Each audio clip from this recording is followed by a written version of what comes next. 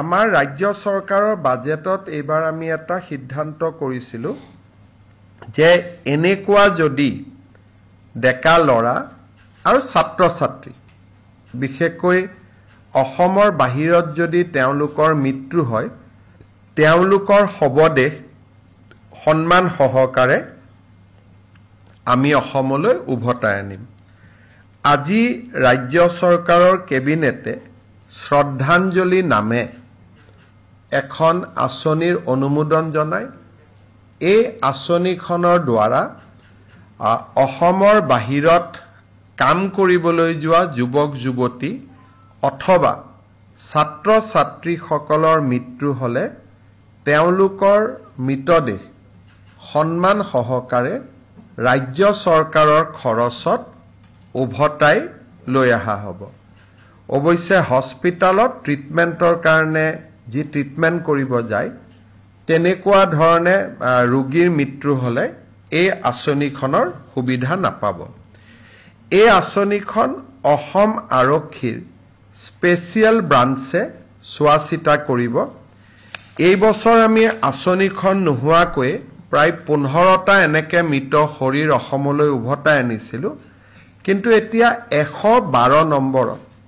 গাৰ্জেনে ফোন কৰি দিলে এছবিয়ে ডিটেইলছ গ্ৰহণ কৰিব আৰু স্পেচিয়েল ব্ৰাঞ্চৰ এজন ডিআইজিৰ এই দায়িত্ব থাকিব তেওঁ মৃতদেহটো সন্মান সহকাৰে উভতাই লৈ অহাৰ বাবে কাম কৰিব এই শ্ৰদ্ধাঞ্জলি নামৰ আঁচনিখন যিখন আমি অসম চৰকাৰৰ এই বছৰৰ বাজেটত আমি উল্লেখ কৰিছিলো তাক আজি কেবিনেটে অনুমোদন জনায় ৰাভা হাছং আৰু বিভিন্ন সময়ত আমি ঘোষণা কৰিছিলো যে ৰাভা হাছং অট'নমাছ কাউন্সিলৰ বাহিৰত থকা ৰাভা সকলৰ বাবে এখন উন্নয়ন পৰিষদ গঠন কৰা হ'ব আজি কেবিনেটে ৰাভা ডেভেলপমেন্ট কাউন্সিল এখন গঠন কৰাৰ বাবে অনুমোদন জনায় যি মূলতঃ ৰাভা হাছং অঞ্চলৰ বাহিৰত থকা ৰাভা সকলৰ কল্যাণৰ বাবে কাম কৰিব আমাৰ অংগনবাদী কৰ্মীসকল 10 বছৰত কাম কৰাৰ পিছত তেওঁলোকে সুপাৰভাইজাৰ হয় সুপাৰভাইজাৰৰ 25% পদ অংগনবাদী কৰ্মীসকলৰ কাৰণে সংৰক্ষিত আছিল এতিয়া আমি সুপাৰভাইজাৰৰ পদ কৰ্মীসকলৰ বাবে 50% সংৰক্ষণ কৰিম অৰ্থাৎ আইসিডিএছত যিসকল সুপাৰভাইজাৰ থাকে 50% অংগনবাদী কৰ্মীৰ পৰা প্ৰমোশন হ'ব আৰু 50% ষ্টেট লেভেল ৰিক্ৰুটমেন্ট বোৰ্ডৰ পৰা ডাইৰেক্টলি ৰিক্ৰুটমেন্ট হ'ব আগতে ডাইৰেক্ট ৰিক্ৰুটমেন্ট 75% আছিল অংগনবাদী কৰ্মী বাইদেউসকলৰ পৰা 25% সুপাৰভাইজাৰৰ পদ পূৰণ কৰা হৈছিল এতিয়া আমি বাইদেউসকলৰ সুবিধাৰ কাৰণে 25ৰ জাগাত 50% আসন বা সুপাৰভাইজাৰৰ পদ আমি সংৰক্ষণ কৰিবলৈ সিদ্ধান্ত লৈছো আমাৰ অসমত যিসকল থাৰ্ড জেন্ডাৰ আছে যাক আমি ট্ৰেন্সজেন্ডাৰ বুলি কওঁ তেওঁলোকক উচ্চতম ন্যায়ালয়ৰ ৰায় অনুসৰি আজি কেবিনেটে তেওঁলোকক সোশিয়েলি আৰু এডুকেশনালি ব্যাকৱাৰ্ড ক্লাছৰ মৰ্যাদা দিছে কিন্তু আমি তেওঁলোককহে আই কাৰ্ড দিম বা আইডেন্টিটি কাৰ্ড দিম যিসকল অসমৰ বাসিন্দা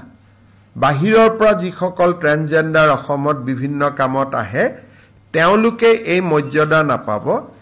এই মৰ্যাদা অসমৰ অৰিজিনেল ইনহেবিটেন্ট সকলৰ কাৰণেহে এই সুবিধা খোলা থাকিব বহু দিনৰ পৰা এছাম অংগনবাদী কৰ্মী মধ্যাহ্ন ভোজনৰ ৰান্ধনিয়ে কাৰোবাৰ যি ধৰণে নহওক কিয় পৰোচনাত পৰি কৈ থাকে যে অক্ষয় পাত্ৰ আহিব আমাৰ চাকৰি যাব আমি সকলোকে বাৰে বাৰে কৈ আছিলোঁ যে বিশেষকৈ কিছুমান বাওঁপন্থী ৰাজনৈতিক আদৰ্শৰ লোক এই ৰান্ধনীসকলৰ মাজত সোমাই যায় আৰু আন্দোলন কৰিবৰ কাৰণে বাইদেউসকলক লৈ আহে। মই ডিব্ৰুগড়ৰ এখন মিটিঙত কৈছিলোঁ যে চাকৰি যোৱাটো কথাই নাই, 2 এদিনতে তেওঁলোকৰ দৰমহা বাঢ়িব। আজি কেবিনেটে তেওঁলোকে আজিৰ দিনত 1500কৈ টকা দৰমহা পায়।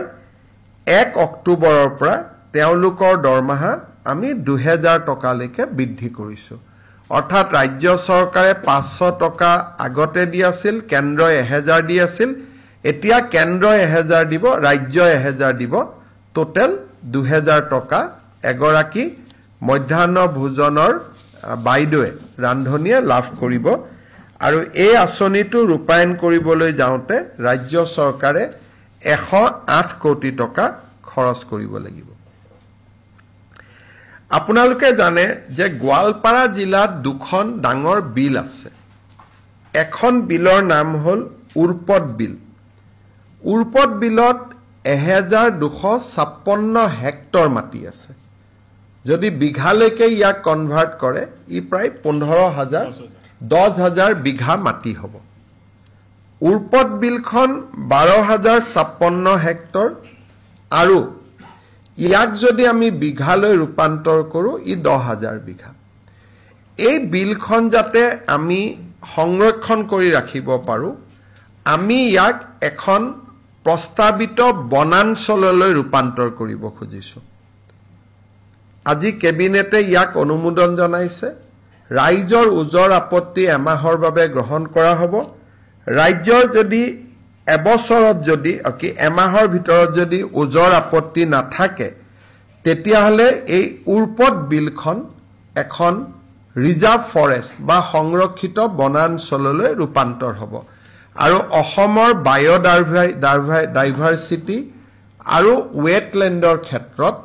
ই এক বিশাল সহায় হ'ব। দ্বিতীয়তে, যদি আপোনালোকে উৰপদ বিলৰ বিষয়ে খুব কেতিয়াবা জানিব খোজে, মই নোট এটা আপোনালোকক দি দিম। ই এলিফেণ্ট হেবিটেট কানেক্টিভিটি হয়। ইয়াত 3000 পক্ষী, ৱাটাৰ বাৰ্ড ইয়াত বছৰত আহে। ইয়াতে খুব ধুনীয়াকৈ গোটেই বছৰটো পদুম ফুল ফুলি থাকে। মানে অসমৰ এটা মনোমোহা প্ৰাকৃতিক সৌন্দৰ্য, ইয়াক আমি সংৰক্ষণ কৰিব খুজিছোঁ। ঠিক তেনেকে কেইদিনমান আগতে হাছিলা বিলত আমি উচ্ছেদ অভিযান চলাইছিলোঁ। এই হাছিলা বিলৰ 245 হেক্টৰ মাটিকো আমি সংৰক্ষিত বনাঞ্চললৈ ৰূপান্তৰ কৰাৰ প্ৰস্তাৱ দিছোঁ। যদি ফৰেষ্ট হৈ থাকে, ভৱিষ্যতে মাটিখিনি নতুনকৈ কোনেও দখল কৰিব নোৱাৰে। গোৱালপাৰা জিলাত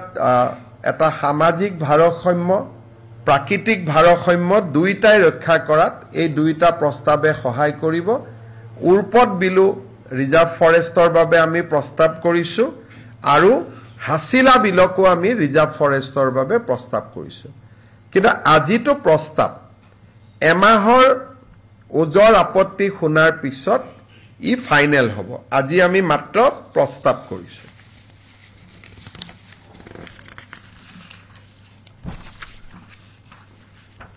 আমাৰ সৰ্বশিক্ষা অভিযানৰ পৰা যিসকল শিক্ষক নিয়মীয়াকৰণ হৈছিল, তেওঁলোকে এটা কাৰিকৰী কাৰণত তেওঁলোকৰ যিটো এনুৱেল ইনক্ৰিমেণ্ট জুলাই মাহৰ আছিলে, সেই ইনক্ৰিমেণ্টটো তেওঁলোকৰ বাদ পৰি গৈছিলে। আজি কেবিনেটে সৰ্বশিক্ষাৰ পৰা নিয়মীয়া হোৱা আটাইবোৰ শিক্ষক আৰু কন্ট্ৰেকচুৱেল টিচাৰ যিসকলক আমি চৰকাৰী চাকৰিত নিয়মীয়া কৰিছিলোঁ, ছেকেণ্ডাৰীত হাইস্কুলৰ অতিৰিক্ত শিক্ষক, LPMEৰ কন্ট্ৰেকচুৱেল টিচাৰ যিসকল নিয়মীয়া হ'ল, তেওঁলোকক এইবাৰ আমি বছৰিকীয়া যিটো 3% ইনক্ৰিমেণ্ট, তাক এপ্ৰিলত নহ'লে নাপায়, জুলাইত তেওঁলোকৰ নিয়মীয়া হোৱাৰ কাৰণে তেওঁলোকে পোৱা নাছিল। কেবিনেটে আজি বিশেষ সিদ্ধান্ত লৈ তেওঁলোকক ইনক্ৰিমেণ্টটো দিবৰ বাবে সিদ্ধান্ত গ্ৰহণ কৰিছে। কেবিনেটে আজি দুটা বাজেটত ঘোষণা কৰা আৰু দুটা ডাঙৰ সিদ্ধান্ত বাস্তৱত ৰূপায়িত কৰিছে ৰাষ্ট্ৰীয় স্বাস্থ্য অভিযান আৰু সমগ্ৰ শিক্ষা অভিযান লগতে APDCL APGCL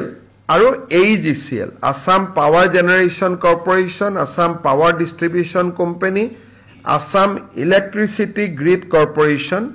national health mission আৰু সমগ্ৰ শিক্ষা অভিযানত ইয়াতে কাম কৰি থকা সকলো কৰ্মচাৰী আমি আপোন ঘৰ আঁচনিৰ সুবিধা দিম অৰ্থাৎ ৰাজ্য চৰকাৰৰ কৰ্মচাৰীয়ে যেনেকে আপোন ঘৰ আঁচনিৰ সুবিধা পায় এতিয়াৰ পৰা ৰাষ্ট্ৰীয় স্বাস্থ্য অভিযান সমগ্ৰ শিক্ষা অভিযান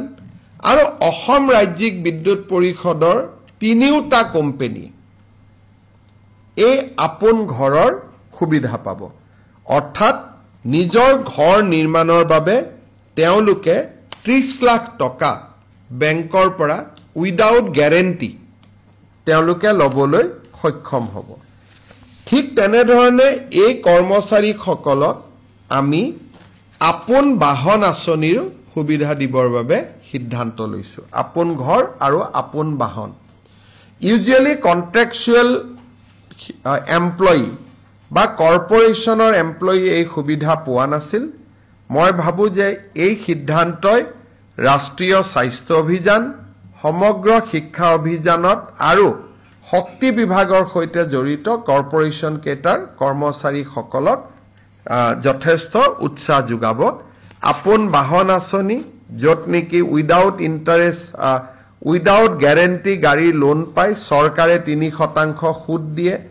আপোন ঘৰতো নতুন ঘৰ বনাব ফ্ল্যাট কিনিব 30 লাখ টকাৰ লোন পায় আৰু 1% ইন্টাৰেষ্ট চৰকাৰে দিয়ে কিন্তু ডাঙৰ কথা যে তেওঁলোকে বেলেগ বন্ধক দিব নালাগে দৰমহাৰ টকাখিনিৰ বিপৰীতে তেওঁলোকে লোন পায় ইমান দিনে ৰাজ্য চৰকাৰৰ কৰ্মচাৰীসকলে পাই আছিল এতিয়াৰ পৰা এছএছএ এনএইচএম বাকি তিনিটা কৰ্পোৰেশ্যনো পাব নিশ্চিতভাৱে তেওঁলোকৰ এটো এটা তেওঁলোকৰ বাবে যথেষ্ট আশাৰ বাতৰি কেইটামান সৰু সৰু আৰু অলপ টেকনিক্যাল সিদ্ধান্ত আছে মই আপোনালোকৰ আগত গাই যাব খুজিছো এটা হল আমি 3000 কোটি টকাৰে অল্টাৰনেটিভ ইনভেষ্টমেন্ট ফান্ড এটা সেবি লগত ৰেজিষ্টাৰ কৰিব খুজিছো যাতে অসমৰ ষ্টাৰ্টআপ আৰু অসমত ইণ্ডাষ্ট্ৰি কৰিব অহা ব্যক্তিসকলক আমি তেওঁলোকক সহায় কৰিব পাৰো আৰু তেওঁলোকৰ কোম্পানী সমূহত প্ৰয়োজন হলে চৰকাৰী অংশীদাৰিত্ব আমি ক্ৰয় কৰিব পাৰো ধৰক টাটাই অসমত এটা ইণ্ডাষ্ট্ৰি লগাব আহিছে টাটাই যদি বিচাৰে যে ষ্টেট গভৰ্ণমেণ্টেও 10% লওক আমি যাতে কিনিব পাৰো তাৰ কাৰণে আমি আসাম অল্টাৰনেটিভ ফান্ড এটা উইথ 3000 crore আমি কৰিব খুজিছো ইয়াক সেবিৰ অনুমোদন লাগিব সেই ব্যৱস্থা আমি কৰিব গৈ আছো ৰাজ্যত যাতে খনিজ পদাৰ্থৰ সন্ধানৰ প্ৰক্ৰিয়া আমি আৰু ক্ষিপ্ৰ কৰিব পাৰো সেইবাবে ষ্টেট মিনাৰেল এক্সপ্লোৰেশ্যন ট্ৰাষ্ট এটাও আজি গঠন কৰা হয় অসমৰ বাবে এটা আনন্দৰ বতৰা যে পশ্চিম কাৰ্বি আলং জিলাত হিন্দুজা কোম্পানীয়ে পাম ষ্টৰেজ 900 মেগাৱাটৰ নিৰ্মাণ কৰিব খুজিছে ইয়াৰ ফলত 5400 কোটি টকাৰ বিনিয়োগ হ'ব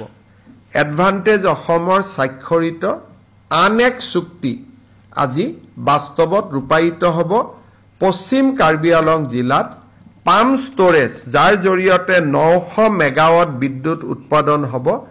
এই পাম ষ্টৰেজ প্ৰজেক্ট আজি কেবিনেটে অনুমোদন জনাইছে it will be A 5400 crore investment from Hinduja group আজি কেবিনেটে চন্দ্ৰপুৰত এখন নবোদয় বিদ্যালয় স্থাপনৰ বাবে ভাৰত চৰকাৰক 40 বিঘা মাটি আবণ্টন কৰিছে আমাৰ নামঘৰ ধৰ্মীয় অনুষ্ঠান অংগনবাদী কেন্দ্ৰ আদিক বসুন্ধৰা 3ত আমি ভূমি আবণ্টনৰ যি মিছন লৈছিলো সেই মিছনৰ অধীনত আজি আমি 1935টা প্ৰজেক্ট বা প্ৰস্তাৱ আজি কেবিনেটে অনুমোদন জনাইছে আৰু সেই ধৰণে ৰাজ্য চৰকাৰৰ বিভিন্ন ইনফ্ৰাষ্ট্ৰাকচাৰ থকা 518টা অনুষ্ঠানৰ বাবে আজি আমি মাটিৰ বন্দবস্তিৰ প্ৰস্তাৱত অনুমোদন জনাইছো মূলত কেবিনেটে আজি এই সিদ্ধান্ত কেইটাই লৈছে আৰু মই ভাবো যে ৰাজ্যৰ কৰ্মচাৰীৰ পৰা জনজাতীয় লোকৰ পৰা হিন্দুজাৰ ইনভেষ্টমেণ্টলৈকে কেইবাটাও ভাল সিদ্ধান্ত আজি লোৱা হ'ল আপোনালোকৰ যদি কিবা খুদিব আছে খুদিব পাৰে It will be very difficult to speak all this thing in English, so I'll issue a handout in English.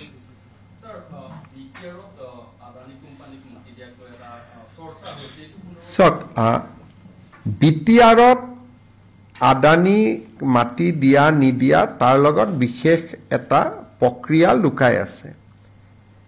Ohomot ami 3000 megawatt thermal power utpadonor babe আমি এটা উদ্যোগ স্থাপন কৰিম আৰু এই উদ্যোগটোৰ বাবে নিবিদা হ'ব নিবিদাত আৰু কেইবাটাও গ্ৰুপে প্ৰতিদ্বন্দিতা কৰিব আৰু ইয়াত ব্যয় হ'ব 40000 কোটি টকা 40000 crores আমি ভাবিছিলো যে জাগিৰোডৰ দৰে সমান ইনভেষ্টমেন্ট এটা যদি কোকৰাঝাৰত হয় তাৰ ৰাইজে আমাক আদৰণি জনাব আৰু BTADৰ উন্নয়নৰ প্ৰক্ৰিয়া ত্বৰান্বিত হ'ব কাৰণ 40000 crores ইনভেষ্টমেন্ট মানে মিনিমাম 1 লাখ মানুহে ডাইৰেক্টলি ইনডাইৰেক্টলি তাত এমপ্লয়মেন্ট পাব কিন্তু আমি এনেকুৱা বদনাম লব খোজা নাই যে আমি কোনোবা ট্ৰাইবেলৰ মাটি আমি দখল কৰিব খুজিছো এই 3000 মেগাৱাট শক্তি উৎপাদনৰ বাবে আন স্থানত আমাৰ মাটি ইতিমধ্যে নিৰ্ধাৰণ কৰা আছে আমি মাত্ৰ BTADত ইন্ডাষ্ট্ৰি যেটাকে এডভান্টেজ অসম হল 5 লাখ টকা ইনভেষ্টমেন্ট আহিব BTADয়ে মনত ভাবিব যে গুটেইখিনি অসমে লৈ ললে আমাক একোৱে নিদিলে সেই কাৰণেহে আমি তেওঁলোকক দিয়াৰ এটা প্ৰস্তাৱ দিছিলো কিন্তু তেওঁলোকে যেহেতু নিজে নালাগে বুলি কৈছে আমাৰ অতিৰিক্ত মাটি মজুত আছে আৰু নৱেম্বৰত তাৰ আধাৰশিলাও হ'ব আৰু উদ্যোগটো আগবাঢ়িও যাব গতিকে তাৰ কাৰণে আমাৰ জোৰ জবস্তি কৰা কথা নাই কিন্তু ৰাইজে এটা কথাও জানিব লাগে সেই 4000 বা 3000 বিঘা মাটি মাত্ৰ 80টা পৰিয়ালে ৰাখি থৈ দিছে গতিকে 80টা পৰিয়ালে 4000 বিঘা মাটি ভোগ দখলত থাকিব লাগে নেকি গতিকে মই আহ্বান জনাম যে তাত আদানী নহয় অন্তত মেডিকেল কলেজ হক ইঞ্জিনিয়াৰিং কলেজ হক কিবা ভাল কামত সেই মাটিখিনি ব্যৱহাৰ হক কিন্তু আমাৰ পাৱাৰ প্ৰজেক্টৰ কাৰণে আমাৰ এনেকুৱা কোনো বাধ্যবাধকতা নাই যে আমি তাতেই যাব লাগিব অতিৰিক্ত দুই দুখৰ মাটি আমি ধুবুৰী আৰু গোৱালপাৰা জিলাত আমি ৰেডি কৰি থৈছো গতিকে তাৰ পৰা যদি বিটিআৰে ভাবে যে আমাৰ ইয়াত নালাগে আমি ডেফিনেটলি ধুবুৰী বা গোৱালপাৰাত এই প্ৰজেক্টটো কৰিম কাৰণ উইদাউট শক্তি 2029 চনৰ পিছত অসমৰ এটা ঘৰতো লাইট নজ্বলিব যদি আমি পাৱাৰ প্লান্ট নকৰো আনকি বিটিআৰৰ এটা ঘৰত লাইট নজ্বলিব যদি আমাৰ পাৱাৰ প্লান্ট নহয় কিন্তু এইখন চৰকাৰৰ নীতি যে আমি কতোৱে জনজাতীয় লোকৰ লগত সংঘাত নকৰো তেওঁলোকে ভাল পাব বুলিহে আমি প্ৰজেক্টটো তাত লৈ গৈছিলো নহলে কব আপোনালোকে জাগিৰোডত কৰে গুৱাহাটীত কৰে বিটিআৰত একো নকৰে আমি সেই কাৰণেহে গৈছিলো কিন্তু আমাৰ ধুবুৰী আৰু গোৱালপাৰাত মাটি ইতিমধ্যে ইনফেক্ট ওয়ালৰ কামো চলি আছে কাটাতাৰৰ বেৰা আদিৰ কাম চলি আছে গতিকে এই প্ৰজেক্টটো নিৰ্ধাৰিত সময়ত ভাৰত চৰকাৰৰ পৰা আমি কোল লিংকেজো পাই গলো গতিকে মই ভাবো যে নৱেম্বৰত এই 40000 কোটি টকা বিনিয়োগৰ আধাৰশিলাও হ'ব আৰু আমি কামত আগবাঢ়িও যাব পাৰিম আজি গোৱালপাৰা সাংসদ ৰকিবুল হুছেইনক এভিক্টেড পাৰ্চন এটা খেদিছে তাৰ পিছতে সংবাদমেল দিকলে ৰকিবুল হুছেইনে বিজেপিৰ অভিযোগ তুলিছে যে সেয়া কোনো ভিকটিম নহয় সেয়া বিজেপিৰ প্ৰত্যেকজন আজি ৰকিবুল হুছেইনক তাৰ পৰা যি কেইগৰাকী মানুহে তেওঁক বেয়া ব্যৱহাৰে হক খেদিছে প্ৰত্যেকগৰাকী মানুহ মুছলিম মানুহ আৰু বংগীয় মূলৰ মুছলিম মানুহ আৰু সেই জায়গাটোত পৰহি ময়ো যাম মোকো কোনোবাই শ্লোগান দিব পাৰে মোৰ এগেইনষ্টত মই নাজানো কিন্তু পৰহি মই যাম কাৰণ আজি আমি সিদ্ধান্ত ললো এখন ফৰেষ্ট কৰিম গতিকে পৰহি অশোক সিংহাল আৰু ময়ো তাতে যাম গতিকে কিন্তু ৰকিবুল হুছেইনক জুনে তুনে খেদে এতিয়া ধুবুৰীটো খেদে গোৱালপাৰাটো খেদে নগাঁৱতো খেদে আৰু এই সমস্যাটো তেওঁলোকে নিজৰ ভিতৰত সমাধান কৰিব লাগে তাত বিজেপিক মাতি আনিব নালাগে কাৰণ বংগীয় মূলৰ ৰাইজৰ মাজত বিজেপিৰ প্ৰভাৱ নাই বুলিয়ে ক'ব পাৰে আৰু সেই কাৰণে গোৱালপাৰাত যদি বংগীয় মূলৰ মানুহ বিজেপি বুলি কয় তেতিয়াতো আমাৰ কি হ'ব তেলে 126টা আমি পাই যাম দেখোন গতিকে কোন ভিডিঅ' চালে আপোনালোকে গম পাব এইবোৰ কোন মানুহ হয় কৈছো যদি বংগীয় মূলৰ মানুহে বিজেপিৰ ইশাৰাত চলে তেতিয়ালৈ অসমৰ ৰাজনীতিৰ এটা ভয়াবহ পৰিৱৰ্তনৰ ইংগিত দিব কিন্তু মোৰ হাতত ইমান ডাঙৰ ইংগিত নাই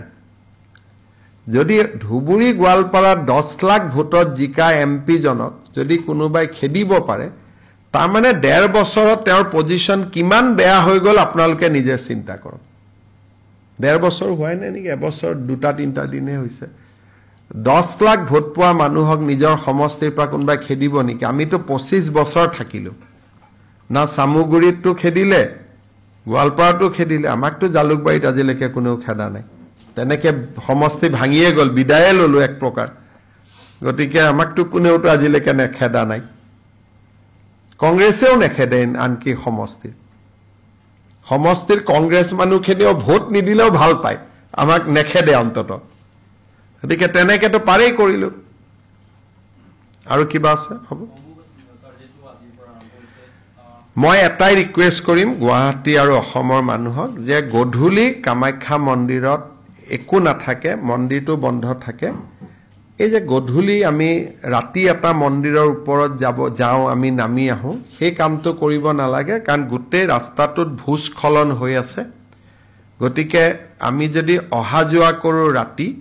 সাডেনলি কিবা এক্সিডেন্টৰ আমি সন্মুখীন হ'ব পাৰো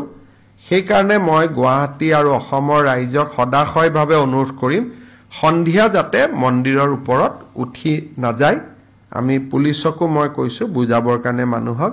কাৰণ খুব বেয়াকৈ তাতে ভূস্খলন হৈ আছে গতিকে বাকিটো মাৰ মেলা প্ৰত্যেক বছৰে হয় সৃষ্টিৰ আদিৰ পৰা হৈ আছে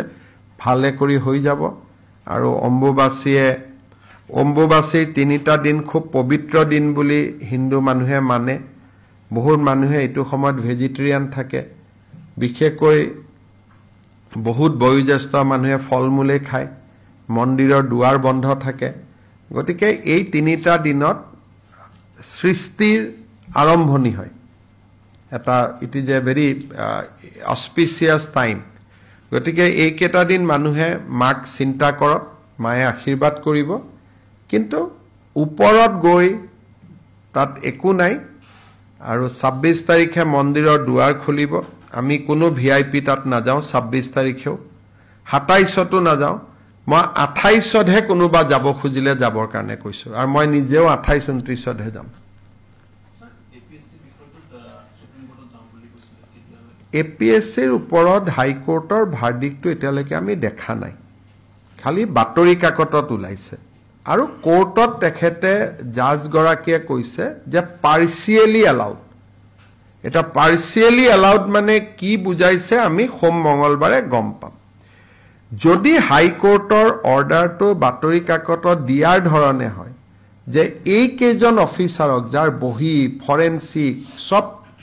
ক্লিয়াৰলি তেওঁলোক একেবাৰে দুখী বুলি এটা শব্দত ক'ব পাৰি তেনেকুৱা অফিচাৰক যদি পুনৰ চাকৰিত লব কৈছে তেতিয়ালে এই ৰায়টো অত্যন্ত বেদনাদায়ক আৰু ই অসমৰ যি সময়ত আমি স্বচ্ছ নিযুক্তিৰ বাবে কাম কৰিছো it will be a huge setback ৰাজ্য চৰকাৰৰ কাৰণেও আৰু অসমৰ যুৱ প্ৰজন্মৰ বাবেও আৰু যদি সঁচাই তেনেকুৱা জাজমেন্ট আছে চাকৰি দিয়াটো কথাই নুঠে আমি সুপ্ৰিম কোৰ্টত শেষ পৰ্যায়লৈকে আমি যুঁজিম কিন্তু লাষ্টত সুপ্ৰিম কোৰ্টৰ যদি কয় আপোনালোকে ল'ব লাগিব তেতিয়ালেতো আমাৰ হাতত ক্ষমতা সীমিত থাকিব কিন্তু আমি শেষ পৰ্যায়লৈকে সুপ্ৰিম কোৰ্টত আমি যাম, গোটেই কথাখিনি জনাম, আৰু মই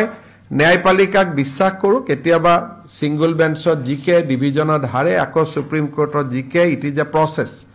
আৰু হাইকোৰ্টৰ ন্যায়াধীশজনে নিজেও কৈছে যে আপোনালোকক আমি 30 দিন সময় দিছো, আপোনালোকে যাতে সুপ্ৰিম কোৰ্টত গলে যাব পাৰে। সেইকাৰণে মই ভাবো যে এই ইস্যুটো এনেকুৱা নহয় যে চাকৰি দিব কাৰণে কালি দি দিম। সুপ্ৰিম কোৰ্টে কলেহে আমি দিব পাৰিম। হ'ব, ধন্যবাদ।